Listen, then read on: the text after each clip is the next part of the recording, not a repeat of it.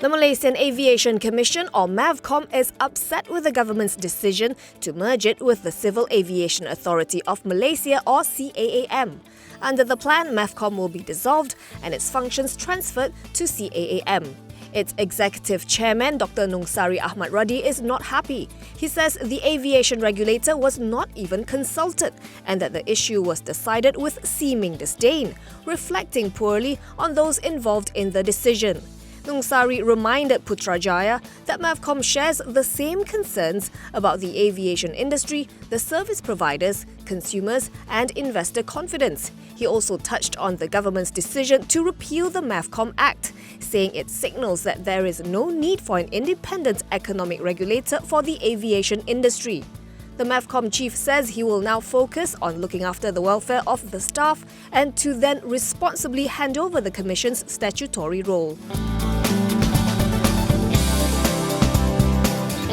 EcoWorld Development Group, or EcoWorld, and its international arm EcoWorld International (EWI) are planning to declare their first dividend in FY20, buoyed by optimism as both companies announced their strongest ever performance in FY19 and confidence the momentum will be sustained in the new fiscal year.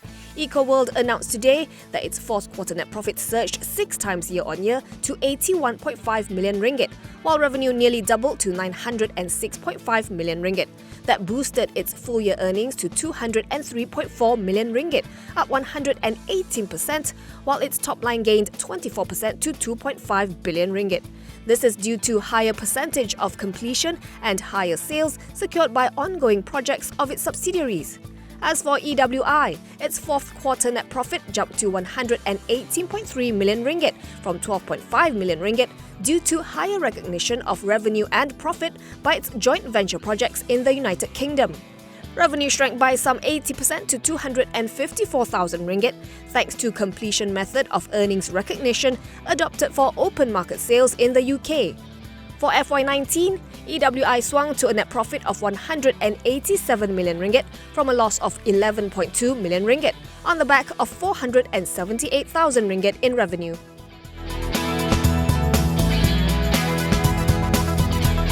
RHB Bank has called off talks to sell its insurance unit to Tokio Marine Asia, a unit of Japan's Tokio Marine Holdings.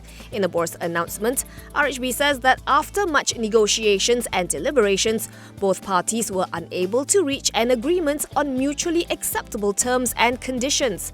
RHB had first announced its intention to sell up to 94.7% of its shares in RHB Insurance to Tokio Marine back in July. According to a previous Reuters report, the purchase of RHB Insurance could have cost Tokio Marine almost $500 million. According to RHB's 2018 annual report, its insurance unit is the country's 10th largest insurer with a 4.4% market share, with total assets of 1.78 billion ringgit and liabilities of 1.2 billion ringgit.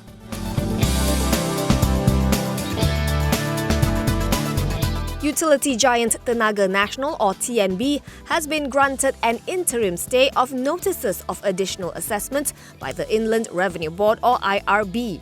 In a board's filing today, TNB explained the notices were for the years of assessment 2015, 2016 and 2017.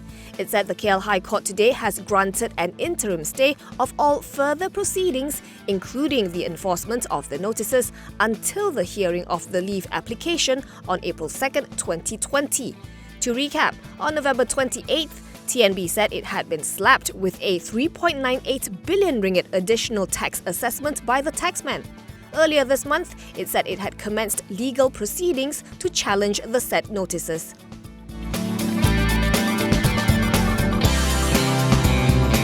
Malaysia will proceed with legal action against Goldman Sachs in a bid to recoup the billions linked to 1MDB. According to local reports, Finance Minister Lim Guan Eng says he has been in contact with the Attorney General's chambers and was informed that the case should be heard in mid-2020. Malaysia is seeking up to $7.5 billion in reparations, and the government has reportedly been pursuing an out-of-court settlement with Goldman Sachs, which helped raise $6.5 billion in bonds for 1MDB. However, it seems Putrajaya is no longer willing to wait. This comes amid reports that Goldman Sachs could end up paying less than $2 billion to settle separate criminal and regulatory probes by the US Department of Justice and other federal agencies.